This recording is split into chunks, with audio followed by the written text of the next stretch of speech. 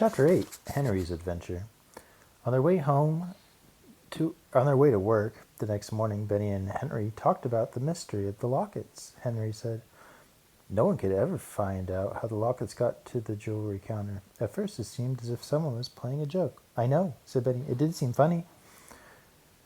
The more Mr. Furman thought about it, the more it worried him. Henry went on. "He called in a locksmith and had the front door lock changed yesterday afternoon.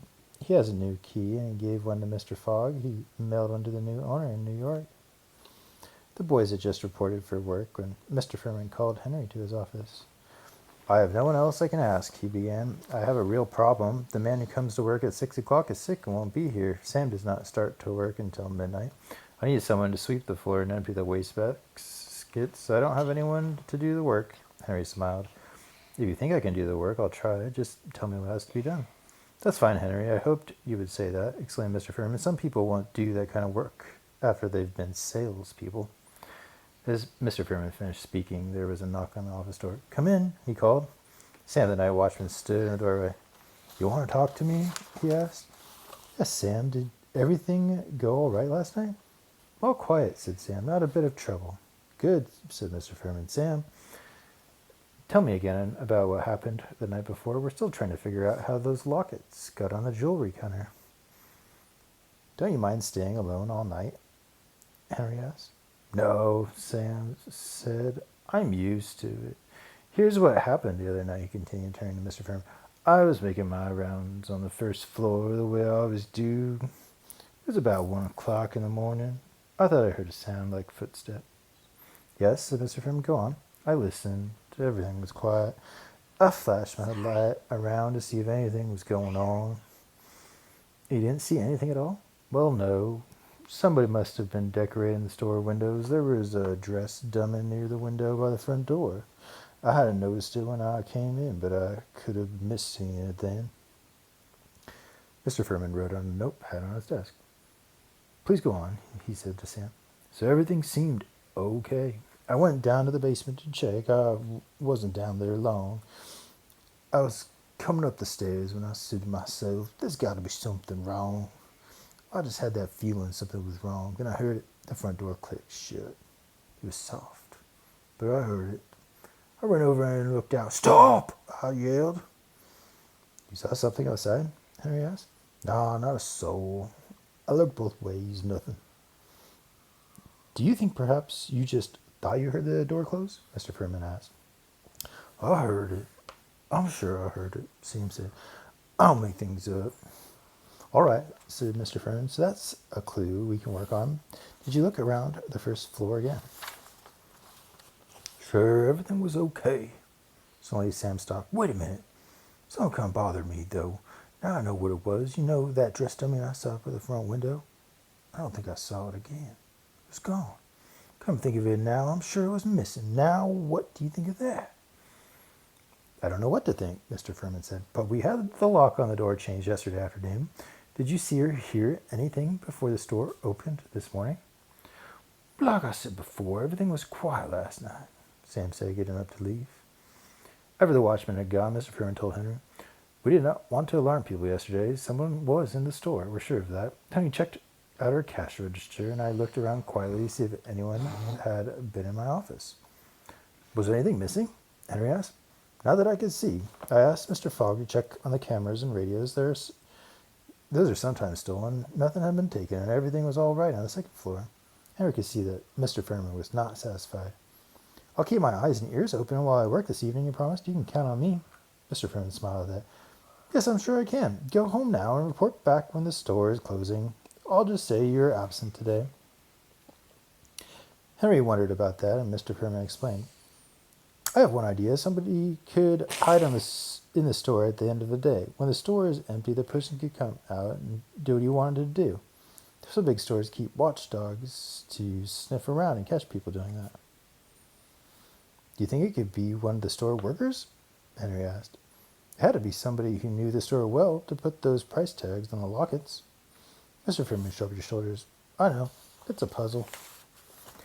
"How could anyone get out if the doors were locked?" Henry said. "Someone who hid in the store after working hours wouldn't want to stay all night." That part is no problem, Mr. Furman said. The doors can always be opened from the inside. It's a fire safety rule, but you have to have a key to get in from the outside. Unless someone lets you in. But I trust Sam. He would not do that. Henry stood up. I'll come back ready to go to work. Will I see you before I begin? Yes, report to me. I may have some special instructions for you. Henry went down to the basement stockroom and found Benny there. He told Benny about his special job, and Henry went home, leaving by a back door. Benny had a busy day, but for once he did not have a delivery to make for Miss Douglas. In fact, Miss Douglas did not come into the store at all that day. By the end of the afternoon, the salespeople were wondering what had happened to her. Benny was ready to leave when he saw Henry talking to Mr. Furman. He was wearing work clothes. Mr. Furman was showing him where the floor brushes and big trash bins were. Don't worry about the second floor, he told Henry. I want you to spend your time on the first floor. You can turn on the lights while you're sweeping. Check all of the offices, the washrooms, and the basement to be sure the building is empty. That's important. If you see anything suspicious, phone me right away. Now the police? Asked Henry. I don't think we need the police, Mr. Furman said. No one has done anything wrong. That is what is so puzzling about this. The store was soon quiet. Henry checked the doors to be sure they were locked. He went up to the second floor to make sure it was empty. He switched on the lights. The dust covers on the counters made the store look different and spooky. He went back to the room where dresses and coats hung on the long racks. He stooped down to make sure no one was there. Everything was all right. Next, Henry went to the basement stockroom. Up and down the aisles of boxes he went. He stopped to listen. There was not a sound. He picked up the long floor brush and started upstairs. He opened the door and stood still. Did he hear someone walking softly around? Something fell and Henry jumped. Carefully, quietly, step by step, Henry slipped through the door and stood in the shadow by the water fountain. Someone tall was walking around with a limping step, back bent, lifting the desk covers on the counters and putting them back. Henry had to decide what to do. Should he call out, stop, or go down to the basement and telephone Mr. Furman? Perhaps Mr. Furman would not be at home yet. The store had not been closed long. Henry took a step forward. Just that moment, the figure whirled around and faced him. Henry gasped. It was Mr. Fogg. For a second, neither Henry nor Mr. Fogg spoke. Then Mr. Fogg exclaimed, I knew it was you. But nobody will listen to me. Now I can prove it.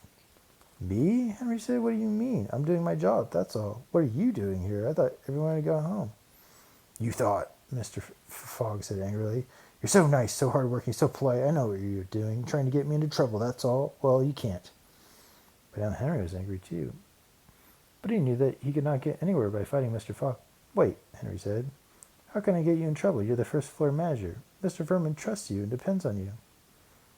I know what you did, Mr. Fogg exclaimed. Sneaking around and putting those lockets out. That was your work. Oh, yes, it was. I wouldn't be surprised if those lockets weren't made by some company your grandfather owns. Aldens want to run everything. Henry shook his head. What could he say? He was beginning to believe it was Mr. Fogg who had put the lockets on the jewelry counter for the very purpose of getting Henry in trouble. As quietly as he could, Henry said, I think there's some mistake. I never saw those lockets until Doris found them. Someone else put them there. It wasn't my work. I thought maybe you put them there. Me? Shouted Mr. Fogg. Don't be stupid. Then why are you here after the store is closed? Asked Henry. You have a key. I'm here to catch someone like you sneaking around. That's what. Talking with Mr. Fogg is getting Henry nowhere. Shall I phone Mr. Furman and ask him to come back? He asked. We can settle this right now. Mr. Fogg shook his head. Don't try to fool me that way. I'm ready to leave. I'll talk to Mr. Furman in the morning. If anything happens in the store tonight, then he will know who is to blame. Good night. Harry watched as the man strode with a limp to the door and let it slam loudly behind him. Pushing the big brush over the floor and emptying the wastebaskets gave Henry time to think. Now that he had cooled off, he decided that Mr. Fogg probably had nothing to do with the lockets. It was too wild an idea to suppose he could get the Aldens in trouble that way. So, how had the lockets gotten into the store? Harry finished sweeping. He looked around. Everything was in place. He turned off the lights, but kept his flashlight handy. Then he had an idea. Harry ran upstairs. Mr. Furman had told him not to sweep the second floor. He now switched on all the lights upstairs as if he was going to work there. If anyone was watching the store from the outside, that person would think the first floor was empty. Then Harry went back to the first floor, moving carefully and quietly in the darkness. He held his flashlight ready. Near the front door, he sat down and waited. Time passed. The store was very quiet. Outside on the sidewalk, a few people stopped to look at the store windows. Cars went by in the warm summer night. Henry looked at his watch. What a long evening. He felt like giving up, but he didn't. Someone might still try to open the front door. At last it was 11 o'clock. By now there was almost no traffic and no one walked by. Henry wondered how Sam could spend night after night as watchman. It wasn't the kind of work Henry would like to do all the time. Henry was about to yawn when he heard something. Somebody was trying to push a key in the lock. Henry could hear it scrape, but the lock did not open. The door stayed closed. After 3 times, whoever it was gave up. Henry counted to 10 and then moved cautiously to the door. He looked out through the glass. Way down the street, he saw a short figure getting into a car. He could not make out the license number. The car was soon driven off. There was nothing Henry could do in the morning. He could tell Mr. Furman about what he had heard. He was sure of one thing. The figure had not belonged to Mr. Fogg. And anyway, Mr. Fogg has a new key and could have opened the door with no trouble. When Sam came, Henry was glad to say, "Good night." At home, he found Benny still awake. "Well," said Benny, "what happened?"